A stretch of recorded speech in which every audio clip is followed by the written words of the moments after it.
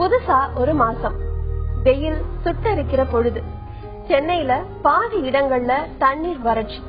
இதெல்லாம் இருந்தா கூட காலையில எழுந்து கேலண்டர் கிழிச்சு புதுசா ஒரு புத்துணர்ச்சி, மழை நேரத்து குளிர்ச்சி மாதிரி வரதான் செய்யுது. வெயில்ல மனசு தேடுற மழைய உணர மனதோடு பேசலாம் வாங்க. தொடர்பு கொள்ள 0443632994 044304227777. இன்னைக்கு நம்ம நிகழ்ச்சியில மனநல மருத்துவர் மோகன்ராஜ் மற்றும் மனநல ஆலோசகர் ஷீலா வந்திருக்காங்க. ரொம்ப மகிழ்ச்சி நீங்க நிகழ்ச்சிக்கு வந்து. டாக்டர், இப்போ ஜென்ரலா வந்து பாத்தீங்கன்னா நிறைய பேருக்கு வந்து செல்ஃப் சிம்பத்தி அப்படின்ற ஒரு விஷயம் வந்துட்டு இருக்கு, சுய பச்சாதாபம். அது வந்து என்னென்ன காரணங்களால வரும், அது வராம இருக்கிறதுக்கு அவங்க என்ன பண்ணணும்? ஓகே, அதாவது தான் ஒரு விக்டிமா, தான் ஒரு எல்லாமே எனக்கு கெட்டதா நடக்குது. Self sympathy or self pity வந்து உங்களுக்கு செல்ஃப் லவ் வேணும். இப்ப நிறைய பேர் இந்த ரெண்டையும் கன்ஃபியூஸ் பண்ணிப்பாங்க. அதாவது சுய அன்பு வேணும். நம்ம வந்து நமக்கு மேல அன்பு காமிச்சாதான் மற்றவங்களுக்கும் நம்ம அன்பு காட்ட முடியும். ஆனா சுய பச்சாதாபம் அப்படிங்கறது என்னன்னா, ஐயோ நான் ரொம்ப பாவம், எல்லாமே எனக்கு மோசமா நடக்குது அப்படிங்கறது வந்து என்ன ஆகும்னா, எதுவுமே ஒரு பாசிட்டிவா யோசிக்க தோணாது. அதாவது நம்ம கையில எதுவுமே இல்ல, எல்லாமே சூழ்நிலை சார்ந்த விஷயங்கள் தான். சூழ்நிலைகள் தான் நம்மளை கட்டுப்படுத்துது. நம்ம சூழ்நிலைகளால் கீழே தள்ளப்பட்ட ஒருவர் அப்படிங்கிற மாதிரி ஒரு எண்ணம் வரும்போது ஒரு மேல வரணும், நம்ம முயற்சி எடுக்கணுங்கிறதே இருக்காது. சுய பச்சாதாபம் இருக்கிறவங்க யாராவது வந்து என்ன காப்பாத்துங்களேன் அப்படிதான் நினைப்பாங்க. அந்த வகையில சுய பச்சாதாபம் தேவையில்லை, சுய அன்பு தேவை, சுய பச்சாதாபம் தேவையில்லை. நம்ம நிகழ்ச்சியில முதல்ல கல்கட்டால இருந்து சுஜா இணைப்புல இருக்காங்க. வணக்கம் சுஜா. வணக்கம் மேடம். சொல்லுங்க சுஜா, நீங்க எதை எனக்கு 36 இயர்ஸ் ஆயிடுச்சுங்க. சரிங்க. எனக்கு எப்படின்னா, இப்போ பாத்ரூம்க்கு எல்லாம் போனோம்னா எனக்கு அந்த தண்ணியே எனக்கு திருப்பி தெளிக்கிற மாதிரி அந்த மாதிரி ஒரு ஃபீலிங்ஸ் ஆகுதுங்க. ஆனா குளிச்சு வந்தாலும் எனக்கு குளிச்சு அந்த ஒரு சாட்டிஸ்பேக்ஷன் இல்ல, ஐயோ ஒரு மாதிரி மைண்ட் குழப்பமாவே இருக்குதுங்க. அதனாலதான் கேட்கலான்ட்டு ஒரு நிம்மதியாவே இல்ல, அதுலயே மைண்ட் போகுதுங்க. அதை கேட்கலான்னு போன் பண்ணாங்க. சரிங்கம்மா. ஷீலா, சுஜாவோட கொஞ்சம் கிளாரிஃபை பண்ணிக்கிறேன். பாத்ரூம் போனா குளிச்சு மறுபடியும் இது மாதிரி வேற என்ன வேலைங்கம்மா அந்த மாதிரி உங்களுக்கு தோணுது? சுஜா, பாத்ரூம் பாத்ரூம்ல குளிக்கிறது சாட்டிஸ்பாக்சன் மட்டும் இல்லாம உங்களோட அன்றாட வேலைகள் மற்றதெல்லாமும் அதே மாதிரி தான் இருக்காமா? மறுபடியும் பண்றீங்களா? இல்ல வேலை எல்லாம் ஒண்ணு இல்லைங்க. இந்த பாத்ரூம் போனோம்னா அந்த பக்கெட்லயே திரும்பி கழுவுவாங்க. பக்கெட்லயே திரும்பி கழுவுறா, மற்றதெல்லாம் ஒண்ணும் இது இல்லைங்க. உங்களோட அன்றாட வேலைகள் மற்றதெல்லாம் ரொம்ப பாதிக்கல அப்படின்னா இது ஒன்னும் அந்த அளவுக்கு கவலைப்பட வேண்டியது இல்ல. ஆனா நீங்க குளிக்கிறதுக்கு ரொம்ப நேரம் எடுத்துக்கிறீங்க, ஒரு 1 hour எடுத்துக்கிறீங்க, பாத்திரம் கழுவும் போது அதுக்கு ஒரு 1 hour எடுத்துக்கிறீங்க, அது மாதிரி இந்த வாஷிங் விஷயம் எல்லாம் நிறைய டைம் எடுத்துக்கிறீங்கன்னா அதுக்கு இமீடியட்டா ஒரு டாக்டர் கிட்ட போய் ஒரு ஆலோசனை பெற்று ஒரு மருந்து மாத்திரை எடுத்துக்கிறது நல்லதுமா. அது ஒரு மனநல வியாதி மாதிரிமா, அதுக்குள்ள ஆலோசனையை நீங்க எடுத்துக்கிறது நல்லது. டாக்டர், சுஜாவோட பிரச்சனைக்கு நீங்க என்ன? இது வந்து இப்ப அவங்க சொல்றத வச்சு பார்க்கும்போது இது வந்து அப்சசிவ் கம்பல்சிவ் டிசார்டர்னு ஒரு நோயோட சிம்டமா இருக்கலாம். அது கேட்டு பார்க்கணும். அதுல என்ன ஆகும்னா, உங்களுக்கு அவங்க சொன்ன மாதிரி குளிச்சு முடிச்சதுக்கு அப்புறமும் இல்ல இன்னும் அழுக்கு போகல, ஒரு குளிச்சு முடிச்ச திருப்தி இல்லன்னு தோணும். அவங்களுக்கு தெரியும் நான் நல்லாவே குளிச்சிருக்கேன், திரும்பவும் போடணும். அதை என்ன பண்ணுவாங்கன்னா, சோப்பு போடுறது கூட ஒரு இந்த விரல்ல இருந்து ஆரம்பிச்சு அடுத்த விரலுக்கு போய் இந்த மாதிரி பண்ணணும், அதை 3 தடவை பண்ணணும், 4 சொம்பு ஊத்தணும், அந்த மாதிரி எல்லாம் கணக்கு இருக்கும். அதுல ஏதாவது சரியா பண்ணலையோன்னு டவுட் வந்ததுன்னா திரும்ப முதல்ல இருந்து ஆரம்பிக்கணும். சோ என்ன ஆகும்னா, அதுவே ஒரு 45 minutes 1 hour ஆயிடும். சிலவங்க என்ன பண்ணுவாங்க, இப்ப அவங்க சொன்ன மாதிரி குளிக்கிறதுக்கு முன்னாடி பக்கெட்டை கழுவுவாங்க, பைப்பு கழுவுவாங்க, அந்த டைல்ஸ் கழுவுவாங்க, அதுலயே நிறைய நேரம். இது மெயினா அவங்களோட எண்ணங்கள் வந்து திரும்ப திரும்ப அவங்களுக்கே தெரியும் நான் நல்லா கிளீனா தான் இருக்கேன், கிளீனா தான் இருக்கு பக்கெட்னு தெரிஞ்சா கூட இது வந்து ஒரு சின்ன மூளையில ஏற்படுற ஒரு ரசாயன மாற்றத்தால வரக்கூடியது. இதுக்கு மாத்திரைகளும் இருக்கு, பயிற்சிகளும் இருக்கு. சுஜா, டாக்டர் சொன்ன மாதிரி உங்களுக்கு இருக்கிற இந்த பிரச்சனைக்கு நீங்க ஒரு மனநல மருத்துவரை அணுகுனீங்கன்னா இதுல இருந்து நீங்க எப்படி வெளியில வர்றது அப்படிங்கறத அவங்க உங்களுக்கு சொல்லுவாங்க. அடுத்ததா கிருஷ்ணகிரியில இருந்து லதா நம்ம கூட இணைப்புல இருக்காங்க. வணக்கம் லதா. ஹலோ, வணக்கம்மா, சொல்லுங்க, நீங்க எதை பகிர்ந்துக்க போறீங்க? நான் டாக்டர் பேசலாங்களா? பேசுங்க டாக்டர். சொல்லுங்கம்மா. டாக்டர், நாங்க 8 வருஷத்துக்கு முன்னாடி ஒரு சைட் ஒண்ணு வாங்கணும். அது இப்ப அந்த சைட் மேல கேஸ் போட்டிருக்காங்க. அது அது எப்படி ஹேண்டில் பண்றதுன்னே புரிய மாட்டேங்குது. நாங்க செகண்டரியா தான் வாங்கியிருக்கோம். அது எப்படி ஹேண்டில் பண்றதுன்னே புரிய மாட்டேங்குது. ஃபுல் அண்ட் ஃபுல் அது ஞாபகமாவே இருக்கு. அதுல ரிலீஃப் ஆகி வெளியே வரவே முடிய மாட்டேங்குது. இதனால வீட்டுல பெரிய பிரச்சனைகளா இருக்கு, போய்தான் இருக்கு. கொஞ்சம் அதுல இருந்து ரிலீஃப் ஆகி வர்றதுக்கு கொஞ்சம் ஏதாவது சொல்லுங்க. முழு விவரம் எனக்கு தெரியாது, இருந்தாலும் முயற்சிக்கிறேன். அதாவது நான் புரிஞ்சுக்கிட்டது ஒரு சைட் வாங்கியிருக்கீங்க, அது விஷயமா கேஸ் இருக்குது நீங்க இல்லையா? அது இப்பதான் போட்டிருக்காங்க. அது நாங்க நீங்க வாங்கியிருக்கீங்க, யார் போட்டிருக்காங்கம்மா? அதாவது நாங்க செகண்டரியா வாங்கியிருக்கோம். ஃபர்ஸ்ட் நிலத்துக்காரங்க கிட்ட இருந்து வேற ஒருத்தர் வாங்கியிருக்காங்க, அவங்க கிட்ட இருந்து நாங்க செகண்டா வாங்கி இருக்கிறோம். சரி, அவங்க சொல்லுங்க லதா. சொல்லுங்கம்மா. அவங்க இப்ப அந்த ஃபர்ஸ்டா வாங்கினவங்களே போலியா டாக்குமெண்ட் ரெடி பண்ணி இது பண்ணிருக்காங்கன்னு சொல்லிருக்காங்க. ஆனா எங்களது எல்லாமே டாக்குமெண்ட் எல்லாமே ஃபுல்லா எல்லாமே கிளியர் ஆயிட்டு இருக்கு. அது இல்லாம அவங்க நிலமும் பக்கத்துல ரோடு இருக்குன்றதுனால ரோட்ல ரோடையும் ஏமாத்தி இன்னொருத்தருக்கு வித்திருக்காங்க. அதுக்கும் நாங்க கேஸ் போட்டு இது பண்ணணும். அது அந்த ஞாபகமாவே இருக்கனால அதுல இருந்து எப்படி வரணும்னு புரிய மாட்டேங்குது. சரி, இது முக்கியமான தீர்வுகள் எல்லாமே ஒரு வழக்கறிஞர் சொல்றதுதான் நல்லது. உங்களுக்கு நான் என்ன சொல்ல விரும்புறேன்னா, முன்னாடி கூட ஒரு நேயருக்கு சொல்லியிருந்தோம்.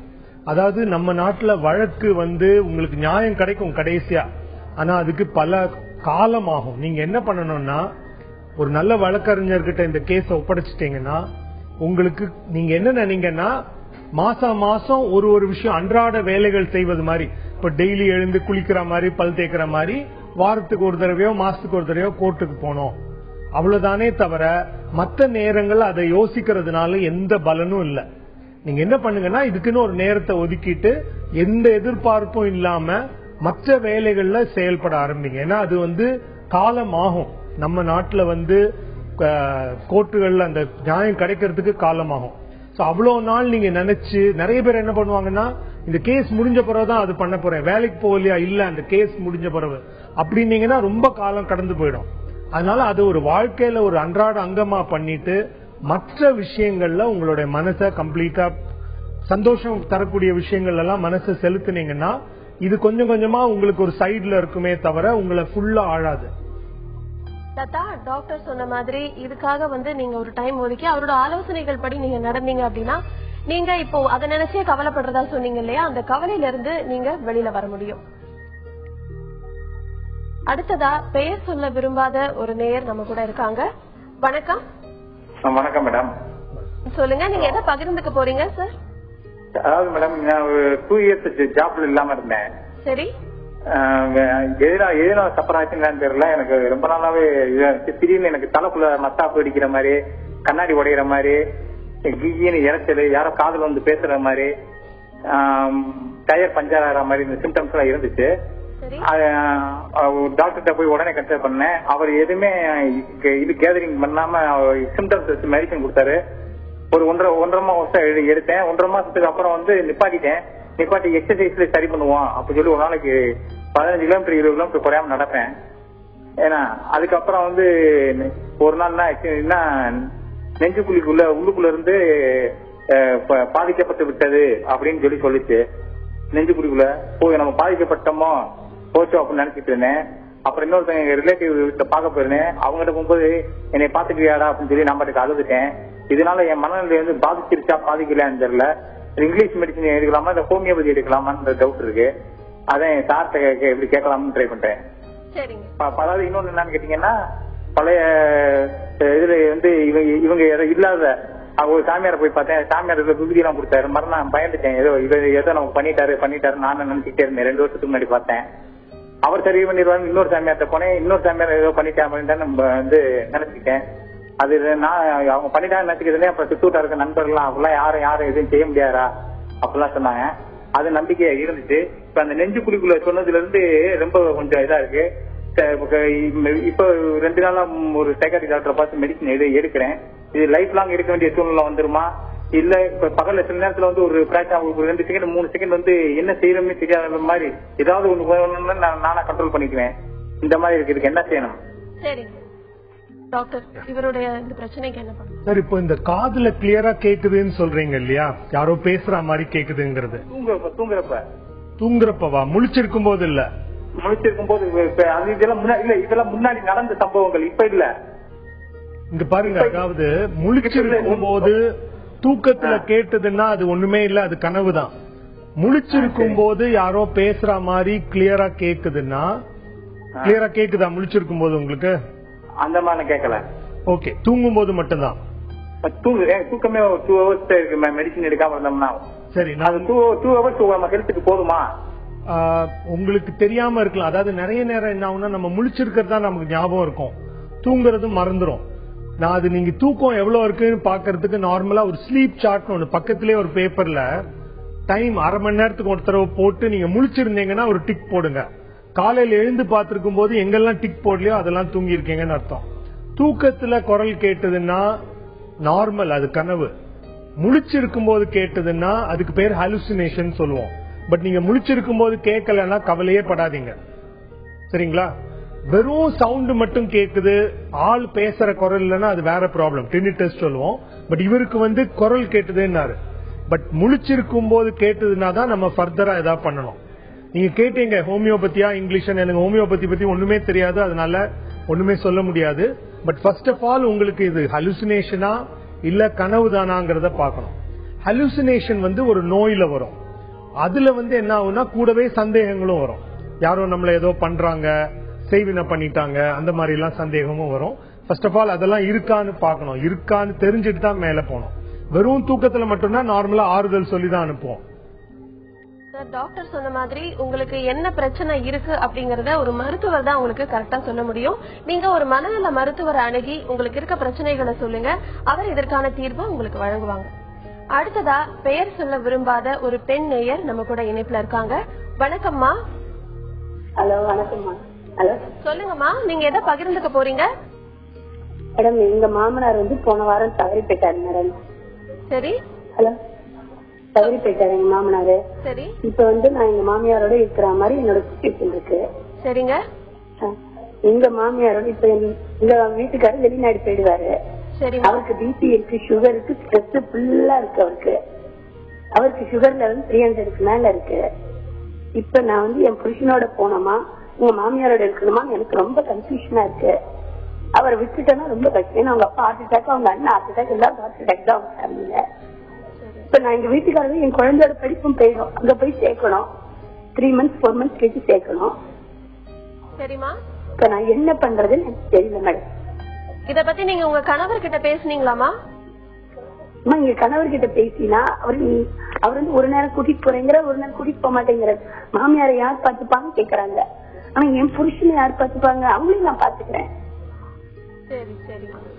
ஷீலா, இவங்களுடைய இந்த பிரச்சனைக்கு என்ன? 1 மாசம் தான் உங்க மாமனார் இறந்து டைம் ஆனதுனால இப்போ இந்த விஷயத்த பத்தி பேசாதீங்க. ஏன்னா இப்ப பேசினா உங்க ஹஸ்பண்டும் கொஞ்சம் அஃபெக்ட் ஆயிருக்காரு, உங்க மாமியாரும் அஃபெக்ட் ஆயிருக்காங்க. ஆனா பேசிக்கா பாத்தீங்கன்னா நீங்க வந்து உங்களோட ஹஸ்பண்டோட போறதுதான் கரெக்ட். ஆனா இது கொஞ்சம் டைம் எடுத்துக்கோங்க. ஏன்னா அவங்களுக்கும் மன ரீதியா கொஞ்சம் பாதிப்பு இருக்கும். அதனால ஒரு 4-5 மாசம் 6 மாசம் எடுத்துக்கோங்க. இப்ப அதை பத்தி பேசாதீங்க.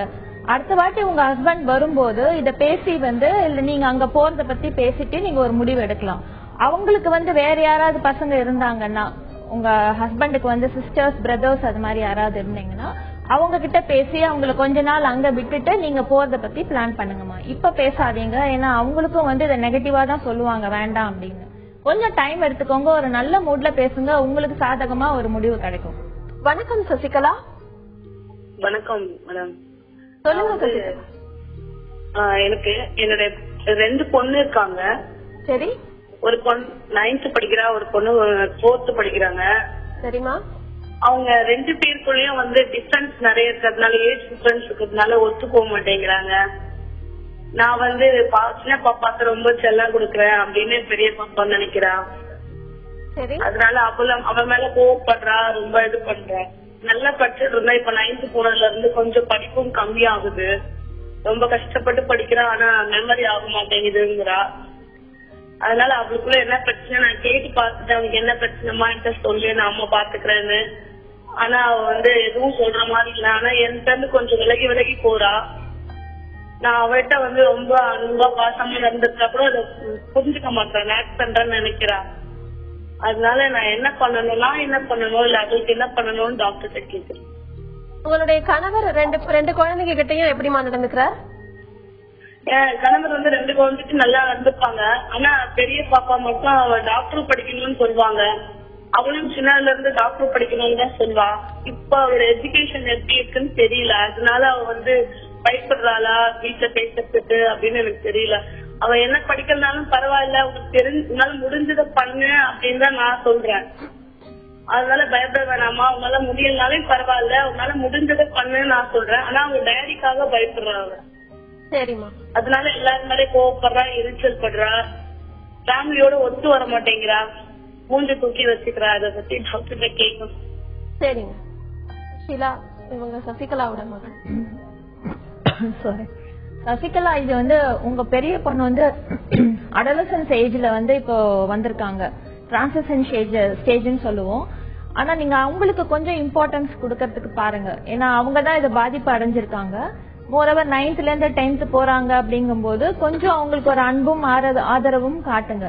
ஸ்டடிஸ் விஷயத்துல பாத்தீங்கன்னா அவங்கள ரொம்ப கம்பல் பண்ணாதீங்க. இந்த குரூப் எடுக்கிற விஷயம், டாக்டர் ஆகணும், இன்ஜினியர் ஆகணும், இந்த மாதிரி இதெல்லாம் இப்ப டிஸ்கஸ் பண்ணாதீங்க. ஏன்னா அவங்களுக்கு ஸ்ட்ராங்கா இதுதான் எடுக்கணுங்கிற மாதிரி இப்ப இருக்காது. சில பசங்க தான் ரொம்ப போக்கஸ்டா இருப்பாங்க.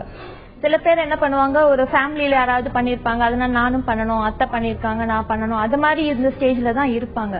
சோ இப்ப மெயினா அவங்களோட பாதிப்பு என்னன்னா, இந்த சின்ன பொண்ணை ரொம்ப கான்சன்ட்ரேஷன் கொடுக்கற, எனக்கு நீ பார்க்க மாட்டேங்கிற அப்படிங்கிற ஸ்டேஜ்ல கொஞ்சம் இம்பார்ட்டன்ஸ் அவளுக்கும் கொடுக்க பாருங்க. ஒரு அன்பா பேசுங்க, அவளோட கொஞ்சம் டைம் ஸ்பெண்ட் பண்ணுங்க.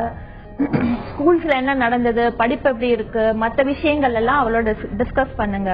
வேற ஏதாவது பிரச்சனைகள் இருக்கா, இப்ப அவங்க பியூபர்ட்டி ஸ்டேஜ் வந்திருப்பாங்க, பீரியட்ஸ் எல்லாம் ஒழுங்கா வந்துட்டு இருக்கா, அந்த மாதிரி இதெல்லாமும் கொஞ்சம் அந்த பொண்ணு கிட்ட பேசுங்க. உங்களுக்கு இதுல இருந்து என்ன பிரச்சனை உங்களுக்கு ஆக்சுவலா இருக்குங்கிறத அவங்க ஷேர் பண்ணிக்க ஆரம்பிப்பாங்க.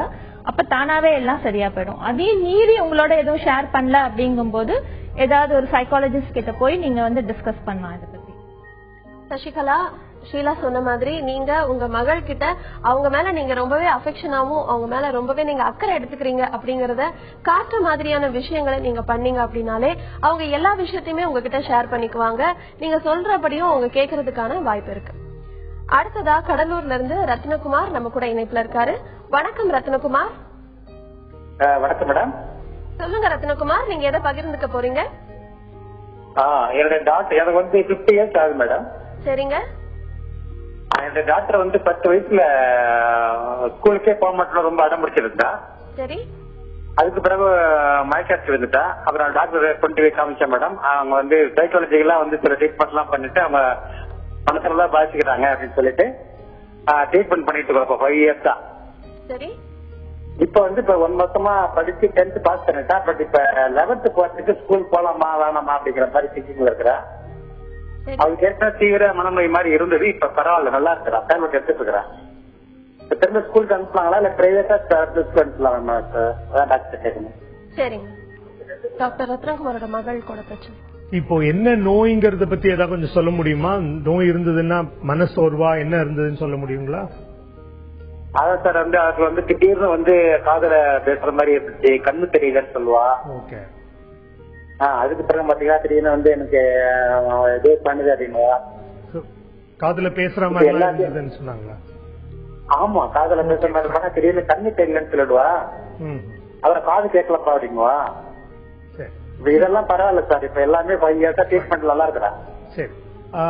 இப்ப ஸ்கூல் அனுப்பலாங்களா இல்ல பிரைவேட்டா வேலாமா? சரி, நான் சொல்றேன். இப்ப நீங்க சொல்ற நிறைய விஷயங்கள் ஒட்டல்ல. அதாவது காதுல குரல் கேட்கறது வேற ஒரு நோயில வரும். பட் திடீர்னு மயங்கி விடுறது, திடீர்னு காது கேட்கல, திடீர்னு கண்ணு பார்க்க முடியலங்கிறது இன்னொரு நோயில வரும். ஒரு கன்வர்ஷன் இல்ல ஹிஸ்டீரியான்னு சொல்லுவோம். அதுல திடீர்னு கண்ணு பார்க்க முடியல, அது மன பாதிப்புனால வரக்கூடியது. காதுல குரல் கேட்கறது டோட்டலா டிஃபரெண்ட் நோய். இப்போ எனக்கு எதுன்னு தெரியாது இவங்களுக்கு. சப்போஸ் இவங்களுக்கு பள்ளியில ஏதாவது பிரச்சனைகள், அதாவது படிப்பு சரியா படிக்க முடியல, அதுக்கு பல காரணங்கள் இருக்கு. நான் முன்னாடி சொன்ன மாதிரி கற்றல் குறைபாடு இருந்தா படிக்க முடியாது, படிக்க முடியாதனால போகலம்பாங்க. இல்ல ஆசிரியர்கள் தன்னை சரியா அன்போடு பாதுகாத்துக்கல, பல காரணங்கள் இருக்கு. சோ இப்ப எந்த விஷயத்துக்காக பள்ளிக்கு போகலங்கிறத தெரிஞ்சுக்கிட்டா அதுக்கு ஏத்த மாதிரி நம்ம உதவி பண்ணலாம். 11வது வகுப்புல ஹோம் ஸ்கூலிங் என்ன பிரச்சனைனா, நண்பர்கள் கிடையாது, தனியா முழு நேரம் இருக்கணும். அது ஒண்ணுதான் நெகட்டிவ் பாயிண்ட். மற்றபடி உங்களுக்கு பள்ளினா நிறைய பேர் பள்ளினா படிக்க மட்டும் போகல, அங்க இருக்கிறவங்க கூட உறவாட போறோம், விளையாட்டுகள்ல ஈடுபட போறோம். சோ அந்த மாதிரி நல்ல விஷயங்களும் இருக்கு. இப்ப நம்ம பண்ண வேண்டியது, எதனால பள்ளிக்கு போக வேண்டாம் நினைக்கிறாங்க, பயமா இல்ல சோகமா இல்ல படிப்புல குறைவா இருக்கிறோம் மத்தவங்க அளவுக்கு இல்லங்கிற தாழ்வு மனப்பான்மையா, அதை தெரிஞ்சு அதை சரி பண்றது நல்லதுன்னு நினைக்கிறேன்.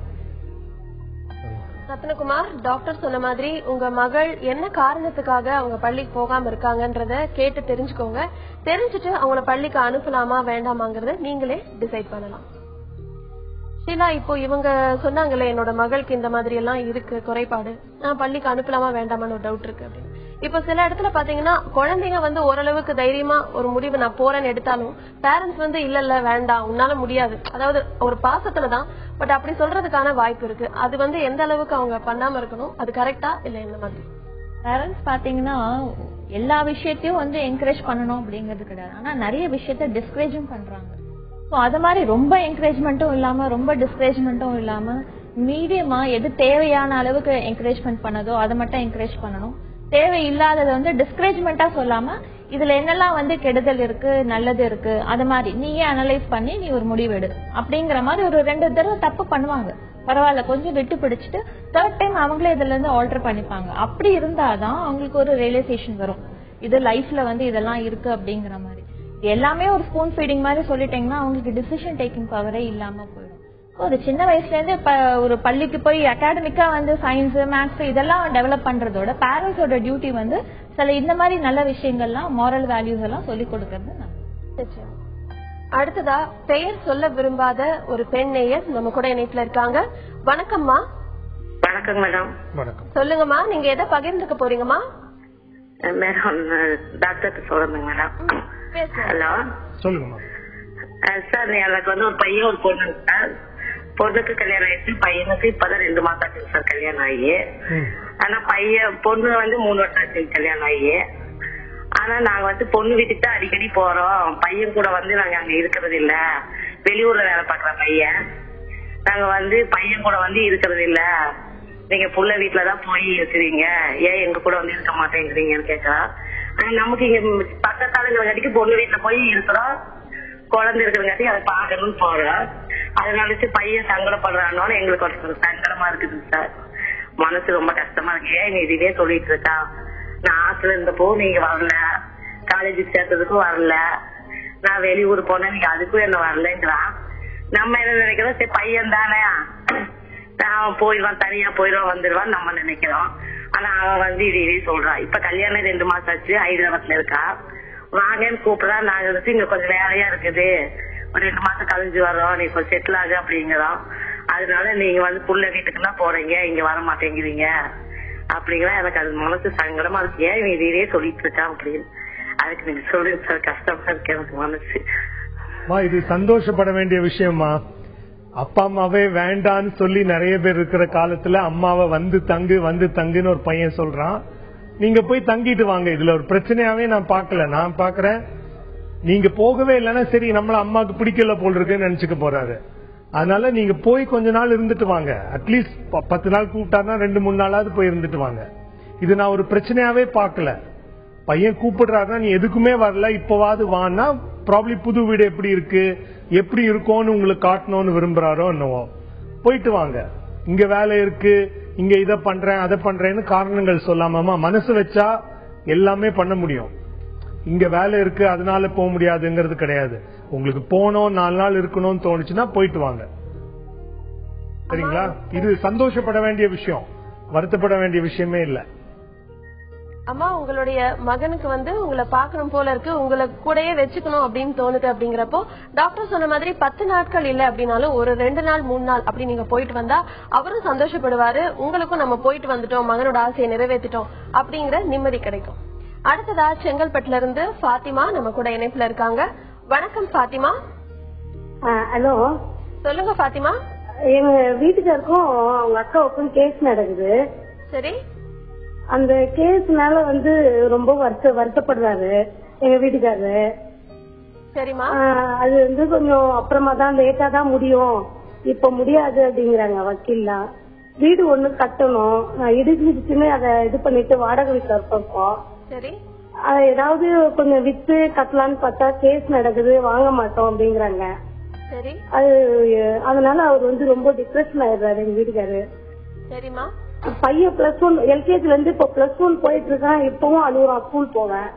இது கேஸ் பிரச்சனை ஒண்ணு ஒரு பக்கம் இருந்ததுன்னா பையன் இந்த மாதிரி இருக்கானே அப்படின்னு அது ஒரு கவலையா இருக்கு. அது வந்து என்ன தீர்வு சொல்றா சாரு இல்ல மேடம் சொன்னாலும் ஓகே. சரிங்கம்மா. ஷீலா, இவங்களுடைய பிரச்சனைக்கு என்ன? முன்னாடி டாக்டர் சொன்ன மாதிரிமா ஒரு கேஸ்ன்னு போனா கொஞ்சம் அதுக்கு ஒரு டைம் எடுக்கும். ஒரு 1 இயர் மினிமம் எடுக்கும், இல்ல 2 இயர்ஸ் ஆகும். அதெல்லாம் நீங்க வந்து எதிர்பார்த்துதான் வந்து நீங்க ஃபைல் பண்ணிருக்கணும். இப்ப வந்து கேஸ் நடக்கும்போது அவசரப்பட்டானா அதுக்குள்ள தீர்ப்பு நீங்க எது எதிர்பார்க்கறீங்களோ அந்த மாதிரி நடக்காம வேற மாதிரி ஒரு நஷ்டம் வந்து போக சான்சஸ் இருக்கு. நீங்க ஒண்ணு பண்ணலாம், உங்க ஹஸ்பண்ட் வந்து உங்க சிஸ்டர் அவரோட சிஸ்டர் கிட்ட பேசி இந்த கேஸ வந்து எவ்வளவு சீக்கிரம் முடிக்கலாம், 2 பேருக்குமே பாதகம் இல்லாம எந்த மாதிரி ஒரு தீர்ப்பு எடுத்து முடிக்கலாமா அப்படின்னு உங்க சிஸ்டர் கிட்டே பேசலாம். சில விஷயங்கள் பேசினா கொஞ்சம் ஒரு நல்ல முடிவு கிடைக்கும். அந்த மாதிரி பேசும்போது இந்த கேஸ் வந்து சீக்கிரம் முடியறதுக்கு வாய்ப்பு உண்டு. உங்க பையன் வந்து நீங்க வந்து டிஸ்டர்பன்ஸா இருக்கு, ஸ்கூல் போகும்போது அழறான்னு சொல்றீங்க. உங்க பேரண்ட்ஸ் நீங்க வந்து எப்பயுமே அப்பா அம்மாக்குள்ள பிரச்சனை வந்தது, வீட்டுல ஒரு நல்ல ஒரு ஹாப்பி லைஃப் இல்ல அப்படின்னாலே கண்டிப்பா வந்து குழந்தை வந்து அது பாதிப்பு அடையும். ஏன்னா இது வந்து நீங்க உங்க 2 பேருக்குள்ளயும் சண்டை, இந்த மாதிரி கேஸ் விஷயம், பண விஷயம் இதெல்லாம் பேசிட்டு இருந்தீங்கன்னா அவனை கவனிக்க விட்டுடுறீங்க. சோ அவன் என்ன நினைப்பானா, இது என்னமோ வீட்டுல ஏதோ நடக்குது போல இருக்கு அப்படிங்கிற மன அளவுல ரொம்ப பாதிப்பு அடைவான். சோ இதெல்லாம் நீங்க வீட்டுல அவனுக்கு எதுக்கு ரொம்ப காமிச்சுக்காம அவனை வந்து கொஞ்சம் கான்சன்ட்ரேட் பண்ணுங்க. +1ங்கிறீங்க, +2 அடுத்த வருஷம். சோ ஸ்டடீஸ்ல கொஞ்சம் வந்து கான்சன்ட்ரேஷன் அப்பதான் கொஞ்சம் டெவலப் ஆகும். பாத்திமா, ஷீலா சொன்ன மாதிரி உங்க மகனுடைய படிப்பு பாதிக்கப்படாம இருக்கணும் அப்படின்னா நீங்க உங்க கணவர் இந்த மாதிரி கேஸ் விஷயம் எதையுமே அவர் முன்னாடி பேசாம நீங்க தனியா இருக்கும்போது அதை பத்தி டிஸ்கஸ் பண்ணிக்கலாம். இன்னொன்னு உங்க கணவரோட அக்கா கிட்ட பேசி பாருங்க, இதுக்கு ஒரு நல்ல தீர்வு கிடைக்கிறதுக்கான வாய்ப்பு இருக்கு. டாக்டர், இப்போ ஒரு காலர் சொன்னாரு இந்த சூனியம் வச்சுட்டாங்களோ எனக்கு வந்துட்டு அந்த மாதிரி ஒரு டவுட் வந்துச்சு அப்படின்னு சொன்னாங்க. நிறைய பேருக்கு இப்ப கூட இந்த ஜெனரேஷன்ல கூட நிறைய பேருக்கு அந்த ஒரு நம்பிக்கை இருக்கு. அது வந்து ஒரு மூட நம்பிக்கை தானே, அதை வந்து அவங்க ஏன் கண்டினியூ பண்ணிட்டே போயிட்டு இருக்காங்க? நல்ல கேள்வி இது. நிறைய பேர் சொல்லுவாங்க இது வந்து இந்த நோய் எதுக்கு வந்ததுன்னா சூனியம் வச்சதுனால. எல்லா நோய்க்கும் அந்த காரணம் சொல்லுவாங்க, சூனியம் வச்சுட்டாங்க அதனால வந்ததுன்னு. இப்ப சூனியம்னா என்னன்னா ஒரு நபர் இன்னொரு நபருக்கு அந்த 2வது நபருக்கு தெரியாம கெடுதல் பண்ணலாம். அவங்க ஏதோ ஒரு பூஜையோ எதையோ பண்ணி அப்படி ஒண்ணு பண்ண முடியும்னா எங்கிட்ட கூட்டிட்டு வாங்க அவங்கள. ஏன்னா இப்போ ஒரு வாரம் முன்னாடி பார்த்தோம், லக்வின்னு ஒருத்தரை வந்து பாகிஸ்தான் விடுதலை பண்ணிட்டாங்க. நம்ம போய் பாகிஸ்தான்கிட்ட கெஞ்சிட்டு இருக்கோம், எங்களுக்கு லக்வியை கொடுங்க, தாவூத் இப்ராஹிம் கொடுங்க அப்படின்னு, அங்க இருக்கிற தீவிரவாதி எல்லாம் கொடுங்கன்னு சொல்லிட்டு இருக்கோம். எதுக்கு கெஞ்சணும் பாகிஸ்தான் கிட்ட? இங்க இருந்து மந்திரவாதி ஒரு 20-30 பேரை கூட்டிட்டு போய் பார்டர்ல உட்கார வச்சு எல்லாரோட போட்டோவும் வச்சு அவங்க யூஸ் பண்ண ஏதாவது ஒரு விஷயத்த வச்சு செய்வினை பண்ணா அங்க இருக்கிற தீவிரவாதிகள் தானாவே மடிஞ்சிட்டு போறாங்க. சோ நிஜமா சூனியம்னு ஒண்ணு இருந்ததுன்னா ராணுவம் எப்பவோ யூஸ் பண்ணி எல்லா தீவிரவாதியும் இல்லாம பண்ணிருப்பாங்க. வீரப்பனை 20 வருஷம் முன்னாடி பிடிச்சிருக்கலாம், பின் லாடனை ஒரு 20 வருஷம் முன்னாடி அமெரிக்காக்காரங்க பிடிச்சிருப்பாங்க. அதனால சூனியம்னு ஒண்ணு இருந்ததுன்னா தயவு செஞ்சு செய்யறவங்களை கூட்டிட்டு வாங்க, இந்தியன் ஆர்மிக்கு அறிமுகப்படுத்தி நம்ம அந்த இவங்க எல்லாரையும் எல்லா சூனியக்காரர்களுக்கும் ஒரு மெடல் கொடுக்கலாம். இது நம்புறவங்களை ஏமாத்துறதுக்காக செய்யற வேலைன்னு நான் நம்புறேன். ஏன்னா உங்களுக்கு நம்புறதுக்கு ஆளுங்க இருக்கிற வரைக்கும் இது செய்யறவங்க நிறைய இருப்பாங்க. அதாவது சூனியம் பண்ணிருக்காங்க, அதை விளக்கறதுக்கு நான் ஒரு வழி பண்றேன் சொல்லிட்டு வீட்டுக்குள்ள வந்து நான் தோன்றேன்னு சொல்லி எங்கேயாவது தோண்டுவாங்க. தோண்டிட்டு உள்ள இருந்து திடீர்னு ஒரு எலுமிச்சம்பழம் ஃப்ரெஷ்ஷா எடுத்து கொடுப்பாங்க. போகும்போது ஃபுல் கை ஷர்ட் தான் போட்டிருப்பாங்க அவங்க. இது எப்ப கட்டினது? 30 வருஷம் முன்னாடி. பாருங்க இன்னும் எலுமிச்சம்பழம் ஃப்ரெஷ்ஷா இருக்கு 30 வருஷமா. அதை பார்த்தோன்னு பயந்து அது பூஜை பண்றதுக்கு இவ்வளவு பணம் ஆகும். சோ என்ன பொறுத்த வரைக்கும் இது நம்புறவங்கள நம்ப வைக்கிறதுக்கு உண்டான வேலை. சூன்யம் ஒண்ணு இருந்தா நான் சொன்னதை செய்யலாம், அதனால எதுவுமே கிடையாது அப்படிங்கறது என்னோட எண்ணம். நிச்சயமா டாக்டர். நம்ம கூட பேர் சொல்ல விரும்பாத ஒரு பெண் இணைப்புல இருக்காங்க. வணக்கம்மா. ஹலோ. வணக்கம்மா, நீங்க எதை பகிர்ந்துக்க போறீங்கம்மா? ஹலோ, நான் வந்து என்னோட டாட்டர் வந்து சொல்லுங்கம்மா. ஹலோ, என்னோட டாட்டர் வந்து லவ் பண்ணிட்டு இருக்காங்க அப்படின்னு வேற ஒருத்தவங்க சொன்னாங்க. சரி. அது வந்து என் டாக்டர் கிட்ட கேட்கலாமா வேணாங்களான்றது எனக்கு ஒரு டவுட்டா இருக்குங்களா? சரிங்கம்மா. டாக்டர் இவங்க கேட்கலாமா? அதாவது இன்னொருத்தர் மூலமா கேட்டிருக்கீங்க, பொண்ணுகிட்ட கேட்கலாம். நார்மலா பொண்ணுங்க வந்து எல்லாமே அம்மா கிட்ட சொல்லுவாங்க. சில நேரம் அவங்களுக்கே ஷுவரா இல்லைன்னா சரி நல்லா ஷுவர் ஆனதுக்கு அப்புறம் சொல்லலாமே, இல்ல வேற நிறைய சிக்கல்கள் இருக்கலாம், அதனால நல்ல காலம் வரும்போது சொல்லலாம் நினைச்சிருக்கலாம். இப்ப நீங்க வேற யார்ட்டையும் கேள்விப்பட்டீங்கன்னா அதை கேட்கறதுல தப்பு இல்ல. ஆமா, டாக்டர் சொன்ன மாதிரி நீங்க சொல்லுங்கம்மா. எப்படி டாக்டர் கேட்கறதுங்களா? அதாவது வந்து டைரக்டா கேட்டுலாங்களா? டைரக்டா கேட்கலாமா? அதாவது உங்களுக்குள்ள நிறைய பேச்சுவார்த்தை உண்டு, எப்பவுமே நல்லா பேசுவீங்க, எதை பத்தி வேணாலும் பேசுவீங்கன்னா தாராளமா கேட்கலாம். Thank you doctor. ஓகேமா. அம்மா, டாக்டர் சொன்ன மாதிரி உங்களுக்கும் உங்க மகளுக்குள்ள ரிலேஷன்ஷிப் எப்படி அப்படின்னு பாத்துக்கோங்க. நீங்க ரொம்பவே ஃப்ரெண்ட்லியான ஒரு அம்மாவா இருக்கீங்க அப்படின்னா நேரடியாவே உங்க மகள் கிட்ட நீங்க கேட்கலாம். ஸ்ரீலா, இப்போ இவங்க சொன்னாங்க மகள் கிட்ட கேட்கலாமா வேண்டாமா அப்படிங்கறதே அவங்க ஒரு குவெஸ்டனா கேக்குறாங்க. இப்போ நிறைய ஃபேமிலிஸ்ல வந்து குடும்பத்துக்குள்ள இருக்கவங்களோட அந்த ஒருத்தருக்கு ஒருத்தர் பேசிக்கிறது குறைஞ்சு போறதும் வந்து ஸ்ட்ரெஸ், டிப்ரெஷன் இதுக்காக ஒரு காரணமா சொல்லலாமா? கண்டிப்பா.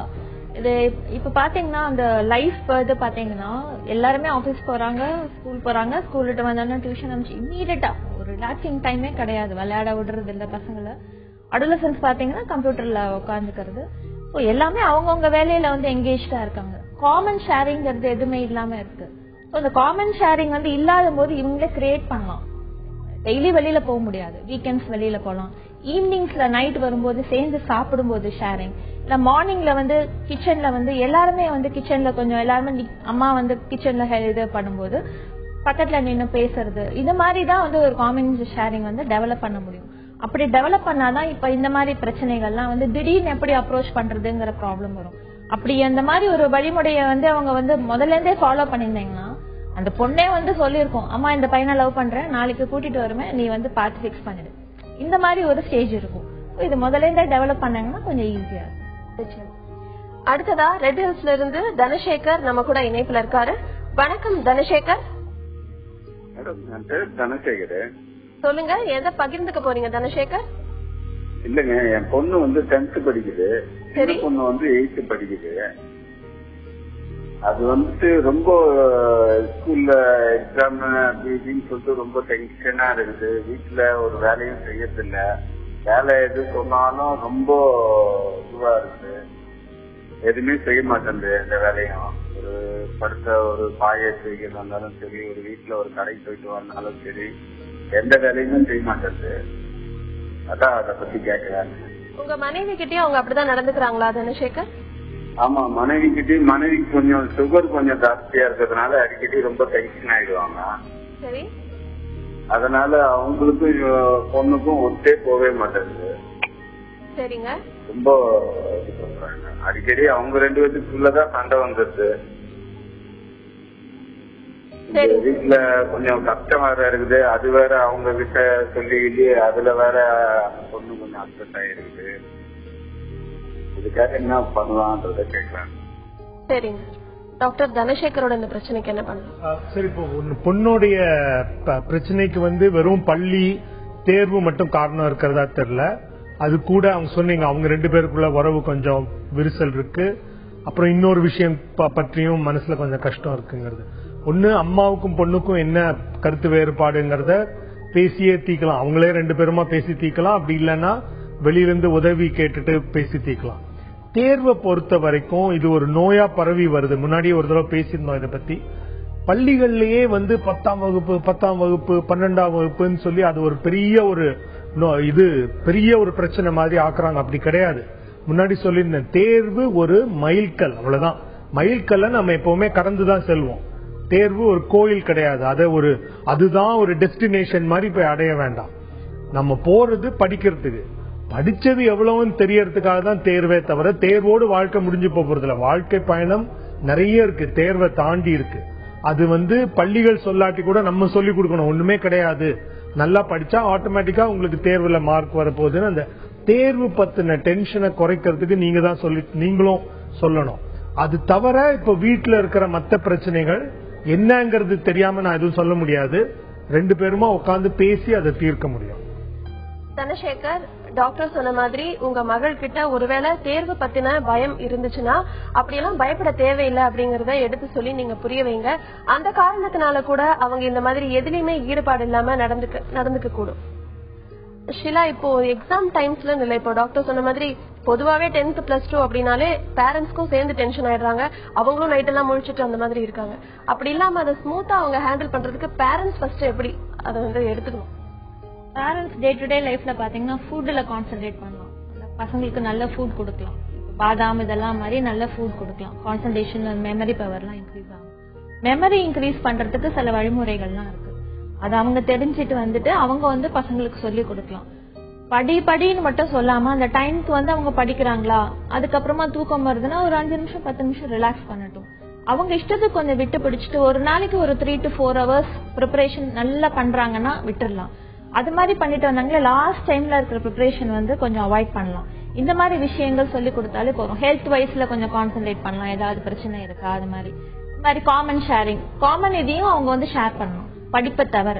இதெல்லாம் சேர்ந்துதான் உங்களுக்கு ஒரு நல்ல ஒரு பையனையோ பொண்ணையோ ஒரு அகாடமிக் வைஸ் கொண்டு வர முடியும். அடுத்ததா மேட்டூர்ல இருந்து சாந்தி நம்ம கூட இணைப்புல இருக்காங்க. வணக்கம் சாந்தி. வணக்கம் மேடம். சொல்லுங்க சாந்தி. மேடம் எனக்கு எங்க அம்மா இறக்குறதுதான் மேடம் நைட்ல தூங்க முடியல. அவங்க ஒரு உடம்பு சரியில்லாவோ என்ன ஆகுது ஏதாவது அப்படிங்கிற ஒரு பயம். அப்புறம் தம்பி ரொம்ப கஷ்டப்பட்டு இருக்கிறான். அவன் கொஞ்சம் பொறுப்பு இல்லாம அவன் அப்படி இருக்கான், வேலைக்கு பெரிய போகாம. இன்னொரு தம்பி இறந்துட்டான். இந்த வேலைகள் என்ன அடிக்கடி என்னால தூங்கவே முடியலைங்க. இதனால என் குழந்தைகள் நல்லா கவனிக்க முடியல. என் கணவருக்கு நல்ல ஒரு சாப்பாடு செஞ்சு போட முடியல. ஒரு குழந்தைங்களுக்கு ஒரு நல்லது எதுவும் செய்ய முடியல. இது என்ன இப்ப நைட்ல திடீர்னு ஞாபகத்துக்கு என்ன ஆகுது ஏதாதுன்னு டப்புன்னு முழிப்பு வந்துருது. இது நான் என்ன பண்றேன்னே சரியா புரியலைங்க மேடம். எவ்வளவு நாளா இந்த மாதிரி இருக்குமா உங்களுக்கு? இப்ப ஒரு 4 வருஷமா இருக்குதுங்க மேடம். 4 வருஷமா இருக்குதா? ஆமா, 4 வருஷமாவே இருக்குது. அதாவது அவங்களுக்கு ஒரு ஹெல்ப் செய்யலாம் அப்படின்னு போனா என் உடம்புல பலம் இல்லாத மாதிரி எங்கேயாவது ஆஸ்பத்திரி கூட்டிட்டு போட்டு பிடிக்கிறதோ இல்ல ஒரு 10 காசு உதவி பண்ணலாம் அப்படின்னு நினைச்சா கூட அவன் ரொம்ப செலவு அதிகமா பண்றான். அந்த இப்ப எங்க வீட்டுக்காரர் வெயில கஷ்டப்படுறது எனக்கு ரொம்ப நல்லா புரியுது. அதை நாங்களே கூட ஒரு செலவு பண்ணுறத பார்த்து பண்றோம். இப்ப அவனுக்கு ஒரு 1000 5000 கொடுத்துருந்தா அது டப்புன்னு அனாவசியமா செலவு பண்ணும்போது இப்ப இவங்கிட்ட கொடுத்து அந்த கஷ்டத்துக்கு செய்ய மாட்டேங்கிறான். தாராளமா சீக்கிரமா செலவு பண்ணிடுறான். அதனால அது கொடுக்கவும் எங்களுக்கு பயமா இருக்குது. பெருசா கொடுத்துட்டு இல்லைங்க கூட ஒரு கொஞ்சம் உதவி பண்ணனாலும் அது அவன் பொறுப்பா செய்ய மாட்டேங்கிறான். சரிங்கம்மா. இப்ப உங்ககிட்ட பேசும்போது எனக்கு ரொம்ப நிறைய பொண்ணு நினைச்சுங்களேன். சில இது மட்டும் தான் ஞாபகம் வருது. சரிங்கம்மா. இப்போ 2 வருஷத்துக்கு முன்னாடி ஒரு தம்பி இறந்துட்டாங்க. அதனால இப்ப அது தாய் வீடு தாங்க மெயின். என்னால எதுவும் உதவியும் பண்ண முடியல, அங்கேயும் போய் தங்கவும் முடியல. என் குழந்தைகளை நான் நல்லா கவனிக்க முடியல. நான் என்ன மட்டும் பண்ணிட்டு நல்லா நல்லா தூங்கி நான் 3 வருஷம் ஆச்சுங்கம்மா. நீங்க கவலைப்படாதீங்க சாந்தி, நம்ம இத பத்தி டாக்டர் கிட்ட கேட்கலாம். டாக்டர் சாந்தி என்ன பண்ணணும்? இப்போ எல்லாரையும் பத்தி கவலைப்படுறேன்னு சொன்னீங்க, அது உங்க நல்ல மனசை காட்டுது. முக்கியமா இப்ப நீங்க அவங்களுக்கு உதவி பண்றதுக்கு முன்னாடி நீங்க உங்களை நல்லா கவனிச்சுக்கணுமா. முதல்ல உங்களுடைய மனநிலை, உங்களுடைய மன அமைதி தான் முதல் பிரதானம். அப்படி பண்ணாதான் நீங்க மத்தவங்களையும் பாத்துக்க முடியும். சோ உங்களுடைய சந்தோஷத்துக்கு என்னென்ன பண்ணணும்னு பாருங்க. உங்களை நல்லா பாத்துக்கிறதுக்கு என்னென்ன பண்ணணும், உங்களுக்கு தேவையான விஷயங்கள் அதை முதல்ல பண்ணுங்க. பண்ணி உங்க மனநிலையை தேத்திக்கோங்க. அதாவது உங்களுக்கு பிடிச்ச விஷயங்களை படிக்கலாம், நடக்க போகலாம், இசை கேட்கலாம், அந்த மாதிரி பல விஷயங்கள் பண்ணலாம். நீங்க 4 வருஷமா இது இருக்குன்னா மனசோர்வும் இருக்கலாம். அப்படி இருந்தா ஒரு மருத்துவரை பார்த்து அதுக்கான சிகிச்சையும் எடுத்துக்கோங்க. உங்களுடைய மனசை நல்லா செஞ்சுட்டு அதுக்கப்புறம் நீங்க ஒருத்தரா உங்க பிறந்த வீட்டுல இருக்கிற ஒருத்தரோட பிரச்சனையும் ஒன்னொன்னா அணுக முடியும். நீங்க நல்லா மனத்திடம் ஆயிட்டீங்கன்னா அதுக்கப்புறம் இப்ப தம்பிக்கு என்ன பண்ணலாம், அவருக்கு மன நோய் இருக்கா இல்ல ஆளுமையினால வேலை செய்யாம இருக்காரா, அவருக்கு என்ன பண்ணலாங்கிறத நீங்க உங்களை பாதிப்பு ஏற்படுத்திக்காம உதவ முடியும். நீங்க மனசோர்ல இருந்து வெளியே வந்துட்டீங்கன்னா அவர் மாறுறாரோ இல்லையோ நீங்க உடஞ்சு போயிட மாட்டீங்க. இன்னொன்னு ரொம்ப சோர்வா இருக்குன்னு சொன்னீங்க, அதுக்கு உண்டான டெஸ்ட் எல்லாம் பண்ணி பாத்துருங்க. அதாவது விட்டமின் டி குறைவா இருக்கலாம், அது பாத்துருங்க. அனீமியா இருக்கா பாத்துருங்க, B12 குறைவா இருக்கா பாத்துருங்க. அதெல்லாம் ரத்த பரிசோதனை எந்த மருத்துவர்கிட்ட சோர்வா இருக்குன்னு சொன்னாலும் இதெல்லாம் செக் பண்ணிடுவாங்க. அதை சரி பண்ணிடுவாங்க. மன சோர்வையும் சரி பண்ணிட்டு அப்புறமா அவங்கள ஒருத்தரா உதவி பண்ண ஆரம்பிங்க. உங்களுக்கு கிளியரா இருக்கும். மனசோர்வு இல்லாதப்போ உங்களால திட்டமிடுதல் ஆகட்டும் செயல்படுத்துறதாகட்டும் உங்களால தெளிவா பண்ண முடியும். சாந்தி, டாக்டர் சொன்ன மாதிரி உங்களுக்கு உடல்ல சோர்வு இருக்கிறதுக்கு என்ன காரணம் அப்படிங்கறத தெரிஞ்சுக்கிறதுக்கு முதல்ல ஒரு மருத்துவரை பாத்துருங்க. அதுக்கப்புறமா நல்ல ஒரு மனநல மருத்துவரையும் பாத்தீங்கன்னா இந்த மாதிரி எப்பவுமே கவலைப்பட்டு இருக்கிற இந்த பிரச்சனை ஏன் அப்படிங்கறத அவங்க ட்ரீட்மெண்ட் கொடுப்பாங்க. இது உங்களுக்கு சரியா போறதுக்கான வாய்ப்பு இருக்கு. அடுத்ததா பெயர் சொல்ல விரும்பாத ஒரு பெண் நம்ம கூட இணைப்புல இருக்காங்க. வணக்கம்மா. மேடம் சொல்லுங்கம்மா, நீங்க எதை பார்த்து சொல்லுங்கம்மா. நான் எங்க வீட்டுக்கார கூட பிறந்தவங்க 4 பேருங்க மேடம். சரி. எங்க மாமியார் இருக்காங்க, மாமனார் இறந்துட்டாங்க 10 வருஷத்துக்கு முன்னாடி. நான் கல்யாணம் பண்ணி வரதுக்கு முன்னாடி இறந்துட்டாங்க. சரிங்க. அப்ப இங்க வந்ததுல இருந்து என் கூட பிறந்த அக்கா அவங்க எல்லாம் லவ் மேரேஜ். சரி. என்னை மட்டும் தான் வேற இடத்துல பார்த்து கல்யாணம் பண்ணி கொடுத்துருப்பாங்க. சரிமா. இப்ப இங்க எங்க வீட்டுக்காரர் என்னை நல்லா பாத்துக்கிறாரு, அது எந்த வித பிரச்சனையும் இல்லைங்க. ஆனா இங்க இருக்கிறவங்க ஒவ்வொருத்தவங்களும் பேசும்போது என்னை ரொம்ப ஒரு மாதிரி கேவலமா பேசுறாங்க. எங்க மாமனார், எங்க மாமியாரு, எங்க மச்சாந்தாஸ் பொண்ணு, மச்சாந்தாஸ் இவங்க எல்லாம் யாருக்குமே எனக்கு பிடிக்கவே இல்லை. எல்லாரும் அடிக்கடி என்கிட்ட சண்டை பண்ணிட்டே இருக்காங்க. இத்தனை வருஷமா எங்க வீட்டுக்காரர் என்னை நல்லாதான் பாத்துக்காருங்க. என்னங்க? இல்ல, உங்க திருமணம் ஆனதுல இருந்தே அவங்க எல்லாரும் இப்படிதான் உங்ககிட்ட நடந்துக்கிறாங்களா? இல்ல இது லவ் மேரேஜ். அக்காலாம் லவ் மேரேஜ் பண்ணிட்டாங்க. அந்த வீட்ல இருந்து வந்தனால அவங்களுக்கு என்னை பிடிக்கலையாட்டுறது தெரியல. ஆனா மனசுல வச்சிருக்காங்க. அடிக்கடி ஏதாவது சண்டை வந்தா அதையவே சொல்லி பேசுறாங்க என்னைய. இப்ப எங்க வீட்டுக்காரரு இப்போ ஒரு 4-5 நாளா எங்க வீட்டுக்காரருக்கு அவங்க அம்மா அப்பா இல்ல, அதனால அவங்களுக்கு சொல்லுங்கம்மா.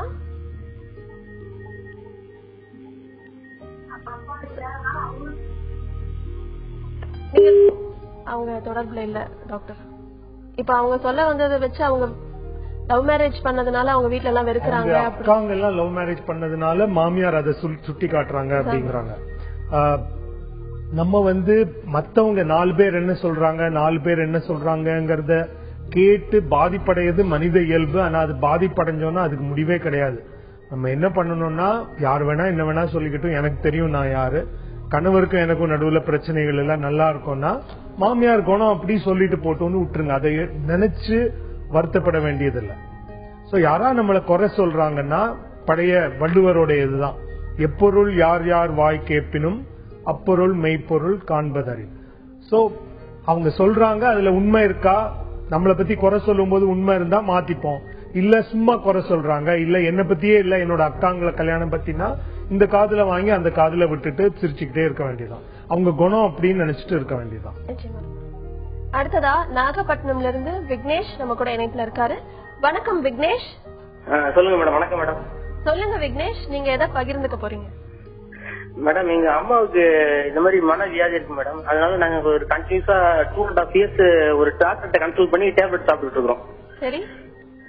இப்போ அவங்க என்ன ஃபீல் பண்றாங்கன்னா, சொல்லுங்க விக்னேஷ், இந்த டேப்லெட் சாப்பிடுறதுனால அவங்களுடைய எஃபிஷியன்சி கம்மியாகுது அப்படிங்கிற மாதிரி ஃபீல் பண்றாங்க. பாடி டயர்டா இருக்கு அப்படின்னு ஃபீல் பண்றாங்க. சரி. இப்போ இது ஆக்சுவல் ரீசன் என்ன? அவங்க ஆனா ஒரு கண்டினியூஸா இது 20 வருஷமா அவங்களுக்கு இந்த ப்ராப்ளம் இருக்கு. சரிங்க. ஆனா நாங்க கண்டினியூஸா டேப்லெட் முன்னாடி சாப்பிடல. அது 6 மாசம் சாப்பிடுவாங்க, அதுக்கப்புறம் ஸ்டாப் பண்ணிடுவாங்க. இப்ப கண்டினியூஸா ஒரு 2.5 years இந்த டேப்லெட்டை கண்டினியூஸா சாப்பிட்டுட்டு இருக்காங்க. சரி. ஒரு கன்சல்ட் நாகப்பட்டினத்துல ஒரு டாக்டர் மூலமா நாங்க டேப்லெட் சாப்பிட்டு இருக்கோம் கண்டினியூஸா. சரி. இப்ப அவங்க உடல் பருமன் அதிகமா இருக்கிறாங்க. அதனால அவங்க ஃபீல் பண்றாங்க எப்படின்னா வேலை செய்ய முடியல, உடல் ரொம்ப சோர்வா இருக்கு அப்படிங்கிற மாதிரி ஃபீல் பண்றாங்க. சரிங்க. இப்போ இவங்க என்னன்னா மனசுல ஒரு வெறுமை இருக்கு அப்படிங்கிறாங்க. இது ஒரு தீர்வு என்ன அப்படிங்கறத சொல்லுங்க மேடம். சரிங்க விக்னேஷ். என்ன நோய்ங்கிறத நீங்க சொல்லல, என்ன நோய்னு சொல்ல முடியுமா? முன்னாடி இருந்தது அதாவது இந்த ஃபேமிலி ப்ராப்ளம் அப்படிங்கறதுனால ஒரு மன அழுத்தம் தான், மனநோய் மாதிரி அதிகமா கோவப்படுறது. சரி, சந்தேகம் எல்லாம் இல்ல. சரி, நீங்க கேட்டீங்க மருந்துனால பக்க விளைவுகள் பத்தி சொன்னீங்க, பர்மனா இருக்கு, டயர்டா இருக்காருன்னு. எல்லா மருந்துக்குமே பக்க விளைவுகள் உண்டு. ஒரே நோய்க்கு ஏன் 20-30 மருந்துகள் இருக்குன்னா பக்க விளைவுகள் மாறுபடும். இப்போ அதே நோய்க்கு 50 வருஷம் முன்னாடி மருந்துகள் இருந்தது. இப்ப புதுசா கண்டுபிடிச்ச மருந்துல பக்க விளைவுகள் கொஞ்சம் வித்தியாசமா இருக்கும். ஆனா பக்க விளைவுகளே இல்லாம இன்னும் கண்டுபிடிக்க முடியல. அதனால நீங்க அந்த பக்க விளைவுகளை டாக்டர் கிட்ட சொன்னீங்கன்னா நோயோடைய அறிகுறிகள் உங்களுக்கு முதல் மாசமே குறைஞ்சிருக்கும். அதுக்கப்புறம் பக்க விளைவுகள் இருந்தா அதுக்கு ஏத்த மாதிரி மருந்துகளை குறைக்கலாம், இல்ல அந்த பக்க விளைவுகள் இல்லாம வேற மருந்துகளுக்கு மாத்தலாம். நீங்க அத மருத்துவர்கிட்ட சொன்னீங்கன்னா அவங்களே மாத்துவாங்க. அதாவது பர்மன் போடுறது நிறைய மருந்துகள், எங்களோட மருந்துகள்ல பர்மன் போடும். அது இருக்குன்னு சொன்னீங்கன்னா பர்மன் போடாத மாதிரி சில மருந்துகள் இருக்கு, அதுக்கு மாத்தலாம். சோ நீங்க அதை டாக்டர்கிட்ட சொன்னீங்கன்னா அவங்களே அதுக்கு ஏத்த மாதிரி, நாங்க நார்மலா நல்லானே குறைக்க ஆரம்பிச்சிருவோம். இந்த மாதிரி பக்க விளைவுகள் இருந்தா மருந்தை மாத்திடுவோம். அத மருத்துவர்கிட்ட பேசுங்க, அவரே பண்ணுவாரு. விக்னேஷ், டாக்டர் சொன்ன மாதிரி உங்க அம்மாவுக்கு என்ன பிரச்சனை இருக்கோ, என்ன சைடு எஃபெக்ட்ஸ் வருது அப்படின்னு நீங்க நினைக்கிறீங்களோ அதை நீங்க எந்த மருத்துவரை பாத்துட்டு இருக்கீங்களோ அவர்கிட்டயே சொன்னீங்கன்னா மாத்திரைய மாத்தி கொடுக்கறதோ இல்ல அளவை குறைச்சு கொடுக்கறதோ எதை பண்ணலாம் அப்படிங்கறத அவர் உங்களுக்கு சொல்லுவாரு. நம்ம நிகழ்ச்சிக்கு நேயர்களோட கேள்விகளுக்கெல்லாம் ஆலோசனை வழங்குனீங்க. நன்றி டாக்டர் மோகன்ராஜ். நன்றி ஷீலா. நம்மள பலர் எல்லார விடவும் எல்லா விதத்திலயும் சிறந்தவங்களா இருக்கணும்னு ரொம்பவே கஷ்டப்படுவோம். ஆனா அதை விட நேத்து நம்ம இருந்ததை விட இன்னைக்கு எந்த அளவு சிறப்பா இருக்கும் அப்படின்னு நம்ம சிந்திக்க ஆரம்பிச்சா தானா நம்ம எல்லார விடவும் ஒரு நாள் சிறந்தவரா வர்றதுக்கு வாய்ப்பு அதிகம். ஒப்பிட்டு பாக்குறத தள்ளி வச்சுட்டு நம்மள நாமே மதிப்பீடு பண்ணிக்க மனதோடு பேசலாம். மீண்டும் நாளை சந்திக்கலாம். அதுவரை உங்களிடமிருந்து விடைபெறுவது அன்புடன் ரேவதி.